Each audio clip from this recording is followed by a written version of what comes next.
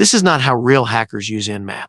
In this video, I will show you some of the best stealthy Nmap techniques hackers use. This is for educational purposes only and not intended to be used maliciously.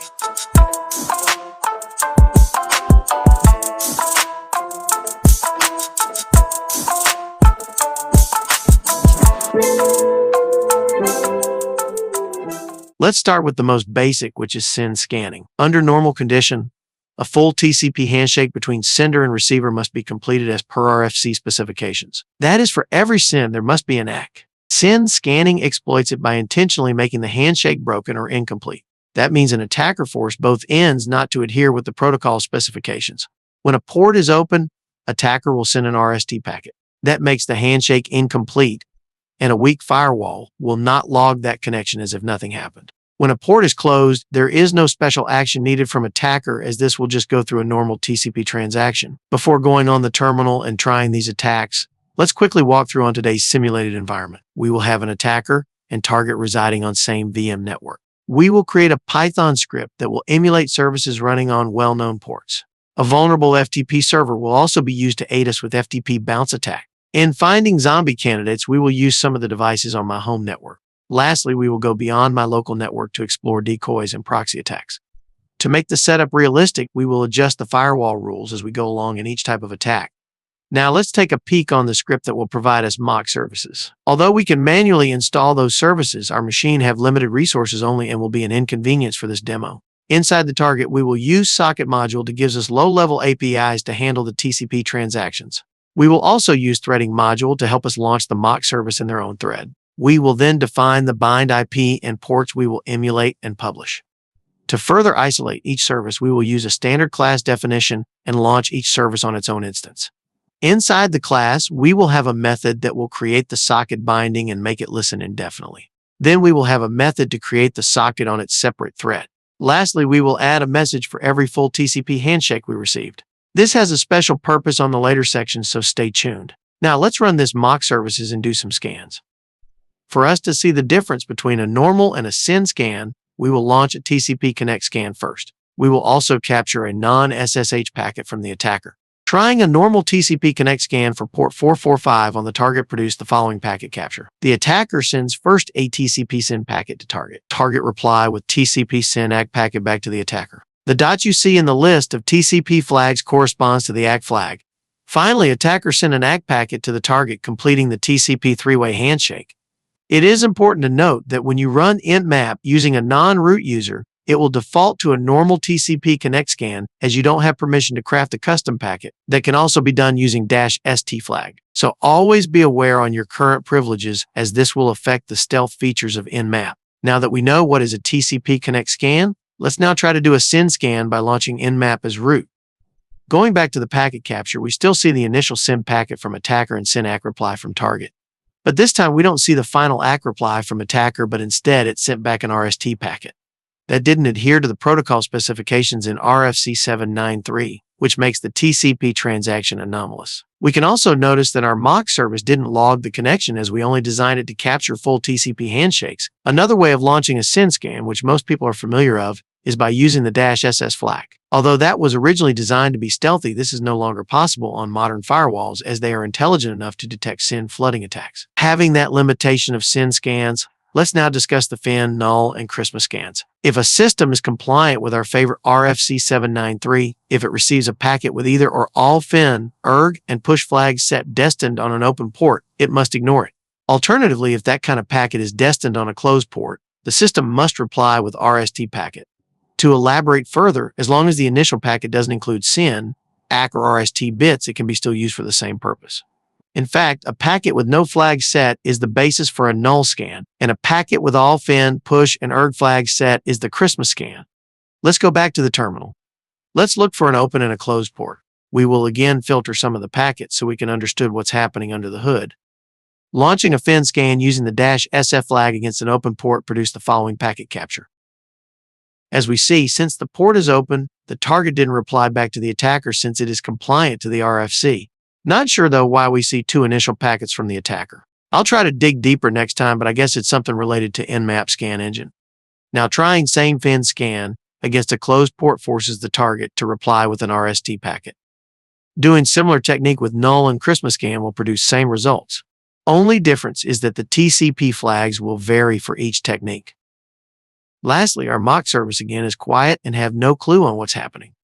To recap this section, these types of scans may be a better alternative to SYN scans, as these can also sneak to certain types of non-stateful firewalls. One downside is that doing this on older or any non-compliant systems will not work and will result to erroneous results for the attacker. So far, we have discussed scans that involve exploiting loopholes in a standard TCP transaction. Let's go now to another type of scans which involve deceiving the target using layer 2 MAC address and TCP ports. In normal TCP connection, a source MAC address is always included as part of the frame header. An attacker can modify it to deceive firewalls and intrusion detection systems. The first 3 bytes of the MAC address is the organizational unique identifier, which is assigned by IEEE to a specific vendor. The next 3 bytes is assigned by the vendor. Let's say you have plenty of Apple devices on your network and an attacker was able to gain access. He can do all sorts of scans using a spoof MAC address of an Apple device. This will blend him amongst the legitimate devices, making it difficult to detect. Doing a spoof Nmap scan can be done easily using -- spoof MAC flag. In order to see the packet capture, we can use TCP dump, but the problem is that its internal OUI database is not updated to detect some of the vendor OUIs.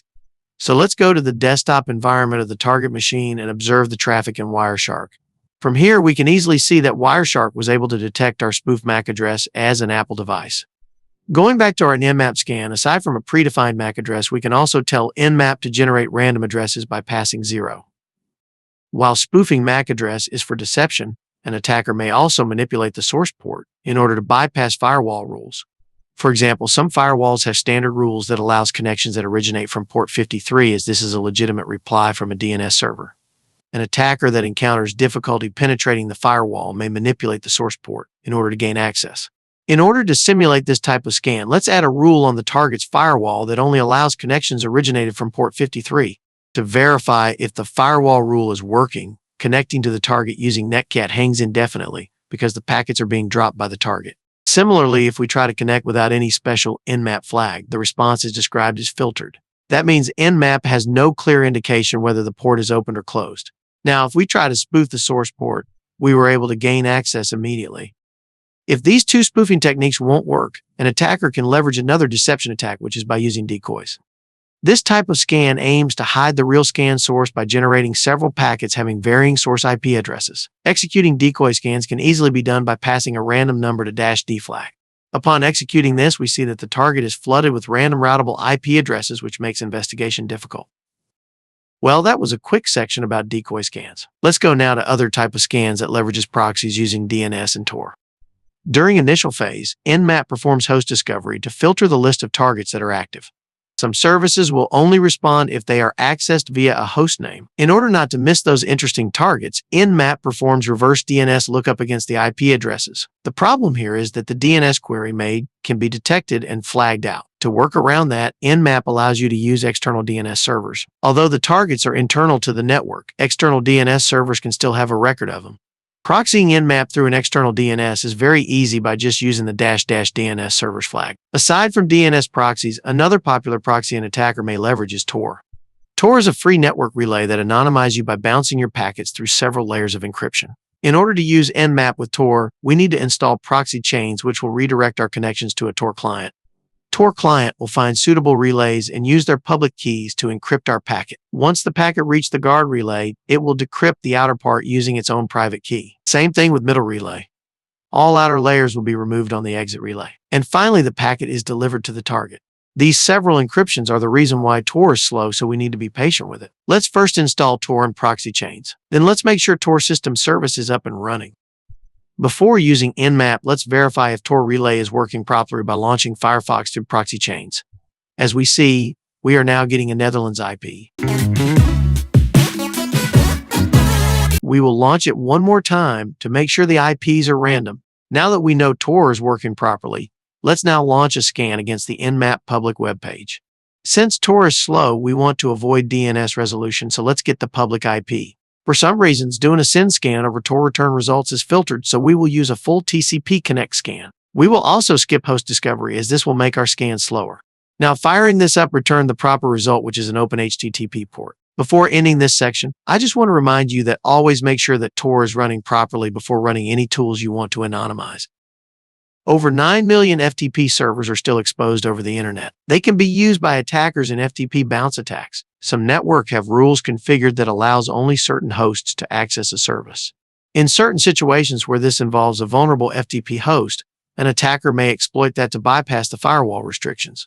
In this section, we will set up an FTP server and tweak its settings to make it vulnerable to bounce attack. We will also add firewall rules to make sure only the FTP server have access to most ports on the target. We will create a Python script which is based from py-ftpd live. We will set anonymous login and wide permissions. We will make sure FTP FXP feature is enabled. This allows an FTP server to connect to another host, which is a crucial setting in order for bounce attack to work. Next is we need to ensure it can interact with privileged ports so we can scan services running on them as well. Lastly, we will allow our FTP server to run indefinitely. Now let's run it in the background. Inside the target, let's set up firewall rules that will only allow the FTP server to access most services. Let's also not forget to run the mock services in the background. Let's now try FTP bounce attack. Doing a normal SYN scan against the target didn't succeed. With FTP bounce attack, the connection was bounced through the FTP server and we were able to detect an accurate result. It is also worth noting that the FTP server tries to connect to our target using a full TCP connection, which is something out of our control.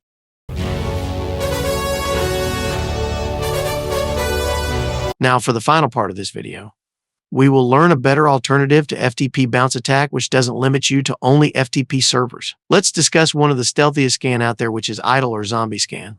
When an IP packet is larger than the maximum transmission unit supported by the router interface, it will be split into fragments. Each fragment is assigned an IP ID that is unique to every source and destination IP addresses. Idle scan is carried out by observing the changes in IP ID of a zombie host to determine the ports on the target. This is confusing at first, so please pay attention. In scanning an open port, first step is that attacker will send an unsolicited SYN ACK packet to the zombie host. As a result, the zombie host will send an RST packet to the attacker disclosing its IP ID. Attacker will now send a forged SYN packet to the target that appears originated from the zombie.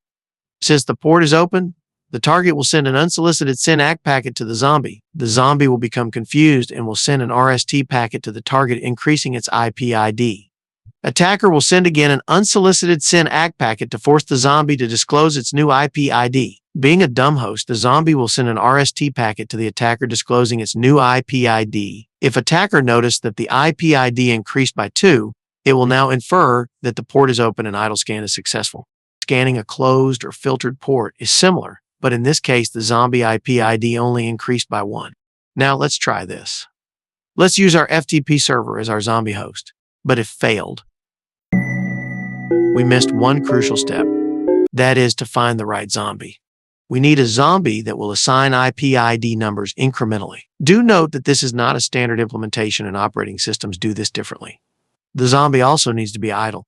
That means it should not have too much network traffic so that the Nmap scan logic will not be confused with the large number of IP ID generations. So let's try to find zombie hosts in my home network. There is a handy Nmap script that we can use for this job. All zeros is not good because this means IP ID is not changing. What we are looking for is incremental like this one. Now that we got our dumb zombie host, executing again our idle scan against the target produced an accurate result. I hope you learn a lot from this video. If you enjoyed it, please subscribe to get more hacking contents. See you on the next one.